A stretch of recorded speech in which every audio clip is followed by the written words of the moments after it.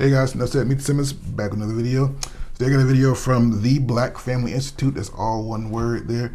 This guy's a teacher and he records very important conversation that he has with his students. And today he had a conversation where it'll just be audio because this young man is 12 years old, so he's underage, so he didn't put him on camera, thank goodness. And he essentially says that men are not needed in the community. And I just thought this was just so sad. And let's take a listen and then we'll discuss. How old are you? I am 12. 12, all right. So we've been talking about family and stuff. Hey, if somehow we can put all the single moms and their children in one state, would that create a strong community? And then I even said, how do you think they would compete against the next door state who has the complete family together, which is the mother, the father, and the child? And I want you to tell me what you said about men and how, I just want you to say it. What'd you say?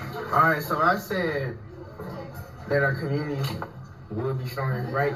Yeah, you said it would be strong with just single mothers. It would be strong with single mothers because you said we don't need, I need you to say it.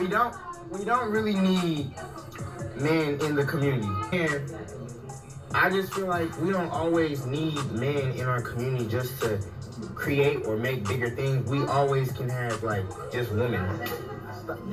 We always can just have like just women. My comment is we need both. I'm not making the statement we don't need women. I think the community would be jacked up if all the women disappeared, and I think it would be jacked up if all the men disappeared. We need both. But you made a strong statement and said we don't need men, and I just totally disagree with it. I just find it interesting that a lot of us say we don't need men. You rarely hear people say we don't need women. You don't think that's interesting? Like that we don't need women? No, I find it interesting that people are not running around saying we don't need women, but there's tons of people running around saying we don't need men. I find it very interesting. Because we really don't need men. What you think? Sad. It's sad. This young black man is 12 years old and he can't even see the need for him, an adult version of himself in his own community. What have we done? What have we done? What have we created? This is pitiful. This is sad. And then a lot of people will see this and say, oh, it's just a one-off, or he coerced them, or they're just being salacious. No. Tell it to somebody else. I've been mentoring young men for a very long time, young black men for a very long time. And none of them have said these words exactly, but their actions have shown that. So we have shunned black men, young black boys, to the point they don't even see the need for themselves in their own communities anymore. So many men have walked away or been pushed away, or whatever narrative you want to push, they're not there. And this is the product of it. This is the product. Neutered young men who can't even understand that if you're going to have any kind of community in this world, you're going to need men. You're going to need them. If you're going to have a community that's protected and that is not going to be open to attack, orderly with discipline, you're going to need men, because we are not the same. Nope, we're not. And if we're gonna build, what's the word Wonder Woman's from? If we're gonna build the Amazons, that's not gonna last. It isn't. It's not tenable, because we need each other. And he goes on to talk about that is the model. We need each other. No one's greater than the other one, but we need each other. We do need each other. Our children are being taught that as long as you got, through all the drama, a little mama, we that's all you need. And you can even hear, I highly suggest that y'all listen to the whole thing. The whole like video, 8 so you can hear long, it. Yeah. But you can hear the young man kind of vacillating. He's like, well, yeah, we need guys. No, we really don't need men. Well, yeah, we do. And you could tell underneath all of that was just the guilt of saying, I don't want my mama to hear this. Then the teacher kind of corners him a little bit, and he's like, so what if you got, you have a heavy couch or something to move? yeah, you know, guys can lift the heavy stuff. Well, women can't lift the heavy stuff. What if, you know, a group of them got together and oh yeah, they could do it. Yeah. So in his mind, you could tell there was a conflict. Like, Yeah. we do, but I don't want to say it because there's dissonance. that might, There's dissonance that is dissonance because I don't want to offend my mother or my grandma Or the women or around whatever him. the women, sisters, whatever woman he's holding high.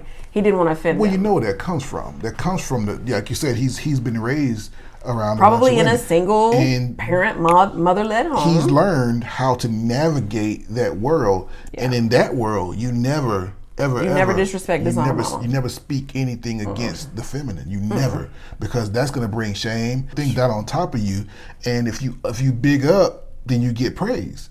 And that's how young you boys get attention, you get affection, you get affirmation, you get all those things that we give. And y'all have seen it, because Sister Code, you know us. You know what we do to each other. Yeah. When we love hard. But when we hate, we will destroy you. Yeah. And that is what he doesn't want to face that. So yeah. Well, he's 12, and please, everybody, please do not disparage this young man. Yeah, he he's is a baby. 12 years old. He's a baby. He don't know nothing but what he's been taught. This is not about him. This is about us, and it's about our community. Please do not call this young man out of his name. He does not deserve that. Which is why I'm glad his teacher hit his face. Yes. But young boys are based off of validation. Even men, we like to be validated. We don't like we crave validation on a certain level. Yeah. And he's 12 years old, so he knows what to say and how to say it to gain that validation. Whether he believes it or not, the fact that he would even speak it, is enough to set alarm bells off in my head to where he's headed. And there's thousands and millions of other young men just like him out here who are lost and confused. There is no way possible that there's a man of standard in his life, maybe outside of his teacher right here, that will challenge him. There's no way. Because when I was 12 years old, I would have never said nothing like that, because I knew what it was like to have a father in my home. And I knew the importance of, by the time I was 12 years old, of course I knew. And I always tell this story about, my dad was always there. My dad was a hardworking man, always at home. He worked and he came home. That's what my dad did, and spent time with us. That was what he did my whole childhood. I remember one weekend he went down to the coast, the Mississippi coast where I'm from, for one of his friends' weddings. And he left on a Friday night and he came back on a Sunday evening. And that whole weekend was just weird. It was weird. I found myself uneasy. I found myself, kind of looking over my shoulder because my dad wasn't there. My protector was gone. My protector was gone, and it didn't feel right. The house didn't feel right. Nothing felt right that whole weekend because Dad wasn't there.